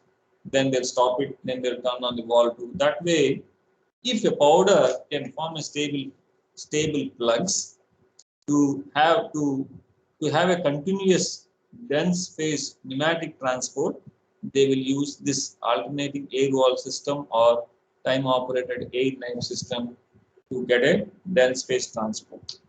Now, which type of powders will form stable plugs? That is the question comes, right? Immediately the question will come, which type of plugs will form the dense phase pneumatic transport? So this is one beautiful chart from the Geldart. Beautiful work he has done. Based on the density difference between particle and solid. Based on the density difference between particle and solid and the particle size, he has divided into 4 zones: C zone, A zone, B zone, and D zones. Based on these are the empirical lines from the experiments. He has done various of experiments with various of fluids, various of the particles. He has made 3 empirical lines. These are the lines he has drawn from the experimental evidences. If the point is false here, that is C category fluid. If the point is false here, that is A category fluid. If the point is false here, this is B category fluid. That way you will know based on these two, based on density difference and the particle size, right? If this is the density difference, this is the particle size, this is the point. So then we will say that is A type fluid, A type system. If this is the case, then that is the B system. That way we will know A, B, C. And here he has given If it comes to the group C powders, they are very cohesive, difficult to fluidize and difficult to transport, difficult to form the stable plugs. If you have a group A, it is possible to do the fluidization and it is possible to form these stable plugs. In group B, it's tend to bubble. It's tend to bubble. So you will not be able to form the stable plugs. These are the coarse solids, bigger particles, still is possible to form the stable plugs. In which type of industries they use? Often, the example is floor, wheat floor or cement, they're the cohesive forces. Cohesiveness of the particles are very high. So we cannot use dense space pneumatic transport. Cracking catalyst. Cracking catalyst. It's easy to fluidize and select to group A. We can do dense space pneumatic transport. So here, group A and group B powders can tend to form the stable plugs and are suitable for the dense space transport. So as soon as somebody gives a powder, we know the densities, we can easily know the density and we can know the particle size. I think you've already learned the estimating the particle size in this course already. So from that we can say which group it belongs to. Based on the group, you can easily say whether I need to go for dense space transport or dilute phase pneumatic transport. Then I think rest of the thing I have already explained. And dense space pneumatic transport are very, very complex system. So there are no easy empirical expressions available. So if you want to estimate the pressure drop, they have to perform some experiments, pilot scale experiments to decide whether what kind of pressure drop it will come, whether it is possible to or not. They have to decide with the some of the experimental. Recently, there are some modeling softwares have come. Discrete element modeling, those software, they're able to predict it, but they are, I don't think I'll be able to explain all those in this course. So I'm shorting to this point. So once you know the properties, you can decide what group it belongs. Now, what is preferable, dense phase and dilute phase? So for dense phase, I've explained. Dilute phase, we have already done all the calculations. That way, you'll be able to design a complete pneumatic transport. So I have 3 minutes. So this is very, very quick overview of the slurry transport. Slurry, if you want to use instead of air, if I use a liquid to transport the solid particle, that is called slurry transport. Instead of air, if I use any liquid to transport the particles, that is called slurry transport. Slurry is nothing but highly concentrated suspension with the fine particles. Sludge refers to highly concentrated slurry that contains fine particle, that's called sludge. So slurries are often used to transport coal, phosphates and minerals. Coal and phosphates and minerals are often transported in the slurry form. And most often the slurries behave like a non-Newtonian. Just exactly like pneumatic transport. In this case also we have the saltation and settling or non-settling. We have the different conditions. So that is again this very, very a deep subject. So just a quick explanation. So typical slurry conveying system, we have the slurry preparation where powder and the liquid, the particles and liquid mixed together, then pumped using a pump, the main pump, we pump using the pipeline. Often we don't have one single pump is sufficient, so we'll have intermediate pumps. Then we will have the slurry reaches the discharge point where you need to remove the water. So where you have dewater the slurry and you can send the particles, and the water can be recycled if possible, otherwise it goes to waste.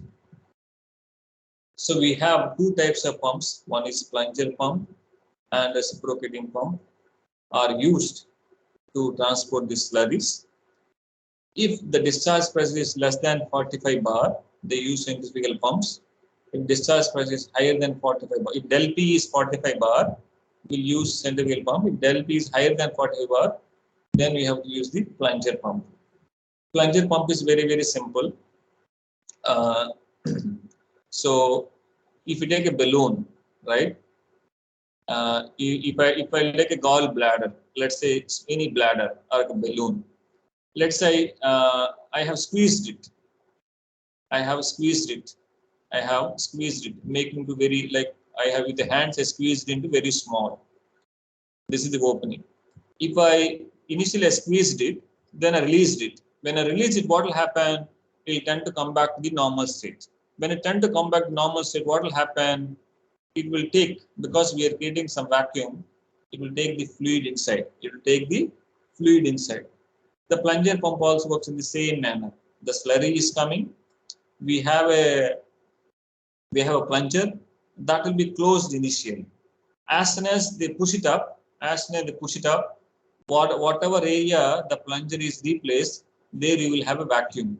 So from the vacuum, the fluid will come here. Because of the vacuum, the fluid will be transported from here to here.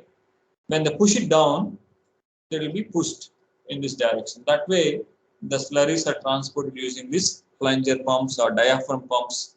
They're also called as diaphragm pumps. Diaphragm pumps. DIAPHRM, diaphragm pumps. So reciprocating pumps, this is well known. I think you will learn in fluid mechanics about the pumps. At that time, you will know it. So that's all about the pneumatic transport and slurry transport and transport of solids. So this is the one which I showed at the beginning. So I have talked about solid handling, transport of solid, storage of solid, some amount of dynamics of the particles and gases we covered. So this part I have explained, and these are the topics which I'm going to cover in the after next week. Also, I will talk about this. So this is very small portion. This is small portion, just only 1 hour. And I think 10 lectures after this exam week. I have 5 weeks. I think 10 lectures, and I will talk about filtration, sedimentation, flotation. So far I have done this part. I have also covered some amount of fluidization. If time permits, I will also go through it. So this is the way it is progressing. And so other portion, Manojit sir, what he is teaching now, can anyone say? So the size reduction. Students, are you there? So the size reduction part. In the grinding crushing. Sorry. Actually, can someone say I could not hear actually in my speaker? Grinding crushing. Size reduction, sir. Is a size reduction. Size reduction, yeah. So he moved all into size reduction. Right. So please, all of you, please prepare for the test next week. And I request, since the strength is low, please post messages in your WhatsApp groups. That will help the other student vote for absent. Thank you guys, and see you next week. If you have any questions, if you don't have class, you can ask me. Aditya, Thank you, sir. Yeah, thank you, Ayan. Aditya, you are saying something? Thank you, sir. No, sir. Nothing. Yeah, thank you. Thank you. Thank you, sir. Students. Thank you so much. Hope you're able to understand what I'm teaching. If you understand, that would be nice. Yes, sir. Thank you, sir. Yeah, thank you.